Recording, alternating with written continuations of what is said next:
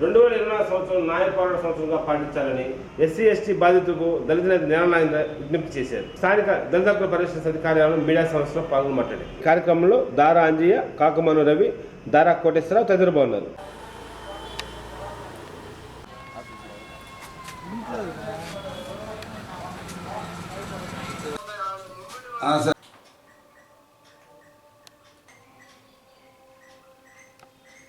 ఓకేనా.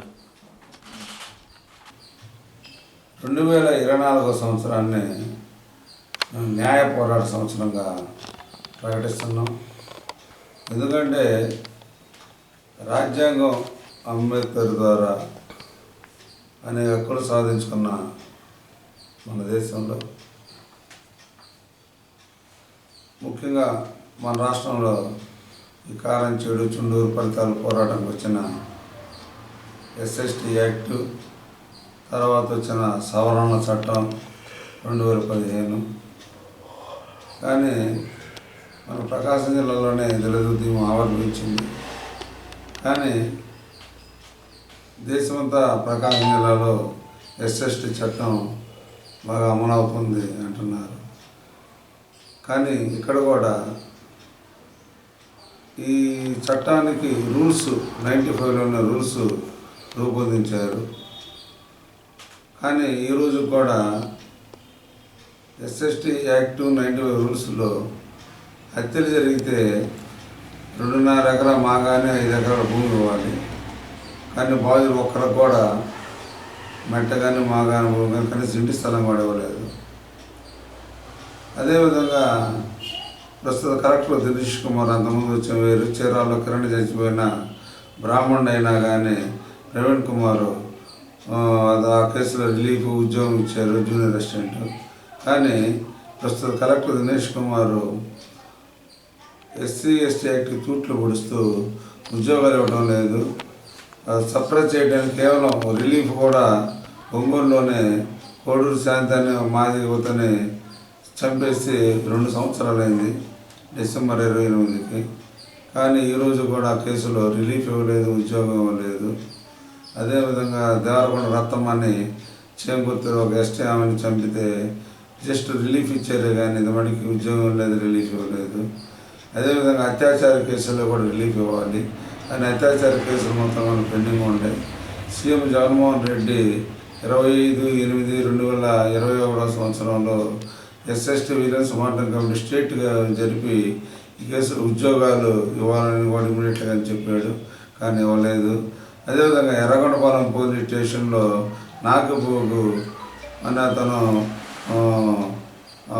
Police వేదంతో petrol పోసుకుని ఆత్మహత్య ప్రయత్నం చేశాడు. కానీ ఆ ఘటన మీద ఈ రోజులో కూడా కనీసం పోలీసులు ఎటు తిరిగి వాళ్ళు తప్పు చేశారు కాబట్టి, దళితులు కనిపించారు కాబట్టి వాళ్ళకి 309 ఆత్మహత్య కింద కేసు నమోదు చేశారు. నా యువకుడు ఎందుకు ఆత్మహత్య చేసుకున్నాడు పోలీస్ స్టేషన్లో వాళ్ళ స్టేట్మెంట్స్ అన్ని వీడియోలు ఉన్నాయి, మీడియా పత్రికలు రాసినాయి. కానీ జిల్లా కలెక్టర్ చలనం లేకుండా కనీసం దాని మీద ఎంక్వైరీ చేయలేదు. మేము రిప్రజెంటేషన్ ఇచ్చాము. ఈ నెల 15వ తారీఖు నాటి ఇప్పటికి 16 రోజులు అయింది. కనీసం ఫైల్ కూడా కలెక్టరేట్లో సర్క్యులేట్ కాలేదు.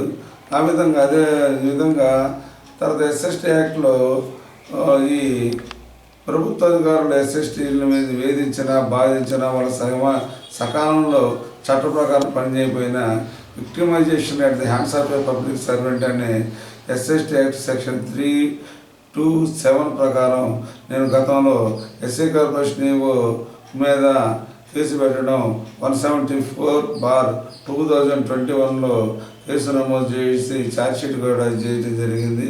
కాబట్టి అదేవిధంగా ఆంధ్రప్రదేశ్లో ఆర్నేష్ కుమార్ వర్సెస్ బీహార్ 2013లో కుటుంబ కలహాల విషయంలో అందరిని అరెస్ట్ చేయొద్దు, అవసరమైతే అరెస్ట్ చేయమని ఎవరినైనా ముద్దాయిని ఇచ్చిన తీర్పుని వీళ్ళు దాన్ని ఎస్ఎస్టీ యాక్ట్కి వర్తింపజేస్తా ఎస్ఎస్టీ యాక్టు సిఆర్పిసి 438 ప్రకారం స్టేషన్ యాంటిసిపేటరీ బెయిల్ కూడా ఇవ్వకూడదు. కానీ వీళ్ళు స్టేషన్ బెయిల్ ఇచ్చి ముద్దాయికి 7 సంవత్సరాల లోపల శిక్ష పడే అవకాశం ఉన్న కేసుల్లో స్టేషన్ బెయిల్ ఇచ్చి పంపిస్తున్నారు.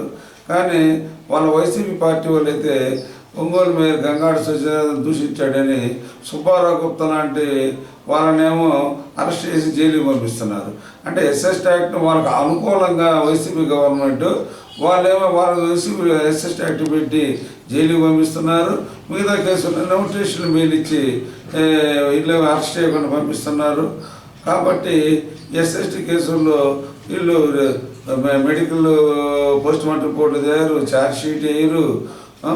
తర్వాత జీవనహత్య జరిగి 2 సంవత్సరాలు దాటినది మనకి అంటే ముద్దాయిని పట్టుకోరు. ఏంటంటే రెడ్డి కులస్తారు కాబట్టి అరెస్ట్ చేయరు.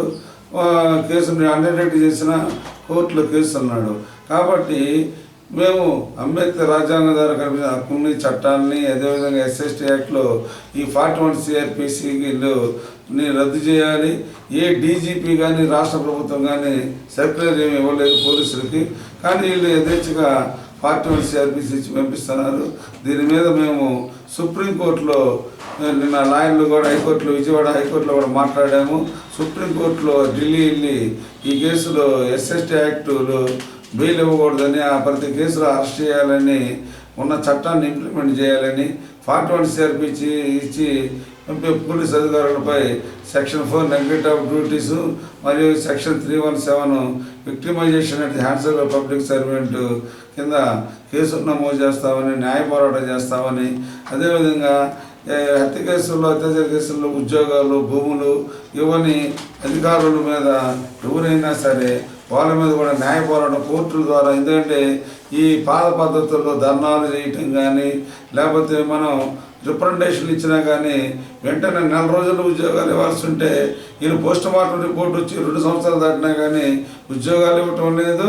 ఖాళీగా పనిచేసి రిలీఫ్ ఇచ్చి దాన్ని సరిపుస్తున్నారు. కాబట్టి హత్యలు అత్యాచార కేసులు కూడా ఉద్యోగాలు చట్టం ఉండే ప్రయోజనం ఏంటి? ఇది ఎస్ఎస్టీ యాక్ట్ పట్ల జిల్లా కలెక్టర్ యొక్క అలసత్వానికి, అంటరానితనానికి, ఆర్ఎస్ఎస్ విధానానికి నిదర్శనం. కాబట్టి ఎవరైనా సరే కలెక్టర్ అయినా ఎవరైనా పోలీస్ అధికారులు డిఎస్పీలైనా ఈ ఎస్ఎస్టీ యాక్ట్లో తూట్లు పడుతున్నారు. కాబట్టి ఎస్ఎస్టీ న్యాయం ఆలస్యం చేయటం కూడా అన్యాయం చేయటం అవుతుంది. కాబట్టి ఎస్ఎస్టీ బాధితులకి అదేవిధంగా స్టేట్ బడ్జెట్ కూడా ఇప్పుడు ఎస్ఎస్టీ కేసులు దాదాపు జిల్లాకు 5 కోట్లు రావాల్సి ఉంది. ఈ ఎస్ఎస్టీ కేసులు రిలీఫ్లు లేవు. జిల్లా కలెక్టర్ 2.5 కోట్లు కావాలని సోషల్ వెల్ఫేర్ డైరెక్టర్ రాశారు. కానీ రూపాయి కూడా రాని పరిస్థితి. కాబట్టి రిలీఫ్లు లేవు, వచ్చినా ఎవరు ఉద్యోగాలు ఎవరు, ఏళ్ల తరబడి కోర్టు మన కలెక్టరేట్ చుట్టూ ఎంఆర్ ఆఫీసుల చుట్టూ తిరుగుతూనే ఉన్నారు. కాబట్టి బాధితులు ఈ కేసుల్లో వీళ్ళ కోర్టుల ద్వారా మన త్వరలో కూడా ఒక ఆర్థిక సహాయ నిధి కూడా దాతల నుంచి ఎస్ఎస్టీ యాక్ట్ బాధితులకు న్యాయం జరగడానికి ఒక సహాయ నిధిని కూడా మనం విరాళ రూపంలో సేకరించి సహాయ నిధిని ఏర్పాటు చేసి సుప్రీంకోర్టులో 41 CRPCని రద్దు చేయాలని, ఎస్ఎస్టీ యాక్ట్ కేసులో మొత్తం అరెస్ట్ చేయాలని మేము డిమాండ్ చేస్తూ ఈ 2024 సంవత్సరాన్ని న్యాయ పోరాట సంవత్సరంగా ప్రకటిస్తున్నాం. భవిష్యత్తులో కేసులు కోర్టుల ద్వారానే జిల్లా ఎస్ఎస్టీ యాక్ట్లో అలసత్వం ఇచ్చి ఆలస్యంగా ఇచ్చే ముఖ్యమంత్రి జగన్ మీద కూడా ఎస్ఎస్టీ యాక్ట్ ప్రకారం కేసు నమోదు చేయబోతా ఉన్నామని తెలియజేస్తున్నాం.